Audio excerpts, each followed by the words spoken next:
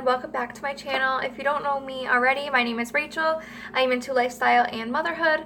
I started a video for you guys just a little bit ago while I was making dinner tonight, Sunday night, and I'm not going to put it up. I'm going to fix it and go back through.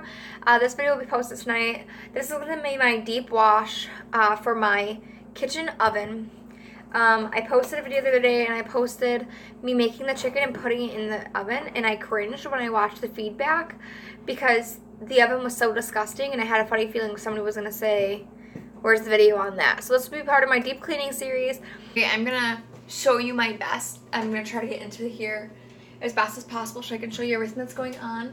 I turned my oven off, obviously, and I'm holding this old toothbrush. I'm going to use this actually in this oven. And my other two products that I'm actually using are white distilled vinegar, and we have some baking soda. Obviously, just from you being pulled back, you can see how dirty the oven is. We do have little chunks of, I'm not even sure what it is, like chunks of something, and we're actually just going to toss those onto the floor because I'm going to clean those up. What I am going to do, get that out of the way, we're going to take a little bit of baking soda and we're going to sprinkle it in the worst spots in the oven. I mean, we're going to sprinkle it everywhere, but we're going to sprinkle it in mainly the worst spots so we can get those areas clean. The main reason you want to make sure that you're deep cleaning your oven is because you put your food in there, and not even just that, it'll keep burning all of the items stuck on foods that are already in there. And the more they burn, it gives off this nasty foul odor throughout your house. So what the baking soda is doing is it's working to get it off, but it's also removing that stench.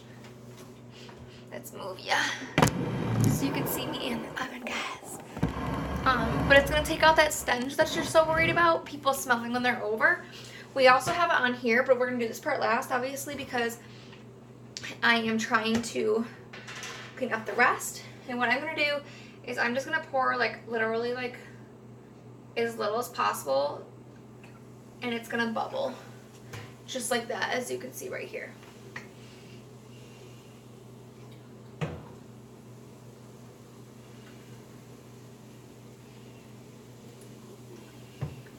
And then since that specific area is bubbling, I'm just gonna go ahead and start mixing all of the baking soda in. And I'm just gonna move it around and scrub it as much as possible with my old toothbrush. If you have to add more baking soda, feel free to do so. You can never have too much, I feel. And then also too, because this is an apartment stove, some of it might not even come out. Yeah, look at that, just from a few spots. We're gonna add some more, but like I said, some of it might not come off, and some of it will be like coming off everywhere. You just want to make sure that you are using as much as possible. And you don't want to like just scrub it away. You want to like just scrub it in the area and let it sit. And I'm already noticing certain areas that are just coming right up.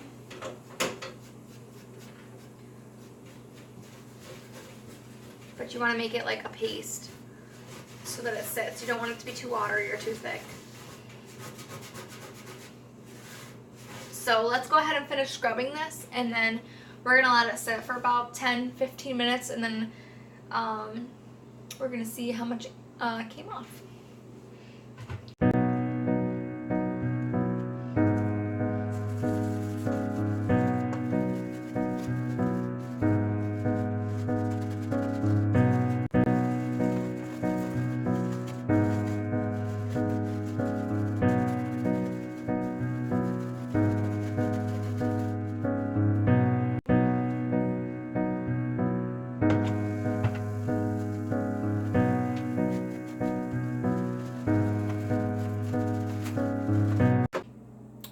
It's turning brown, so it's obviously working, and it's doing really well.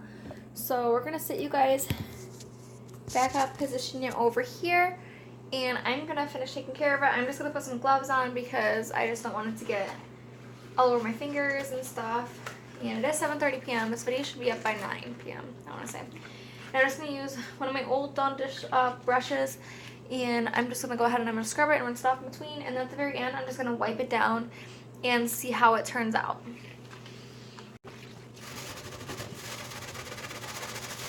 Also mention, if you have like a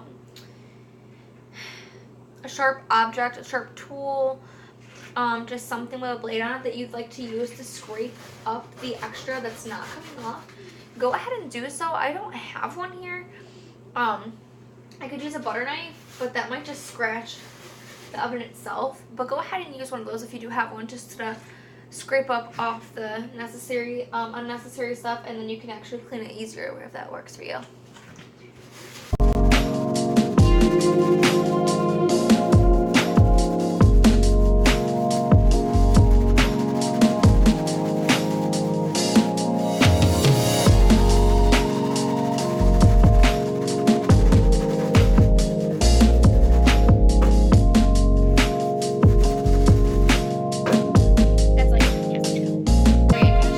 Regular rag right now. It's just an old kitchen towel. It's not really old, it's new, but we don't use it as much. I'm gonna go ahead and I'm just gonna wipe down that area, and I'm gonna keep rinsing it until it's completely clean. I'm gonna start here though, because this is a little bit wet. And I keep getting my elbows all wet. So we're gonna get this part, and then we're gonna work on into our stove. It's not gonna be 100%, but it's so much better than what it was, and I'm just so blessed that I could actually do this. And I should probably clean it more. I'm thinking when we move, we'll get a brand new stove. If we do move, I don't know if you guys have seen my hunting for a house video. Go check that out. I'll make sure I link it down below. But when we move, we're gonna have a brand new stove, and then there's not gonna be one time that I don't clean it. I think I'm gonna clean it once a week. Right now I'm only cleaning our stoves once a month, and I think that's an issue, and I think that's why it's getting so grubby. But let's look at the after. This is the after. If you remember, there were very big globs in the front areas. Now there's not. I probably could use a little bit more scrubbing, but right now my hands hurt because I have scrubbed it so much.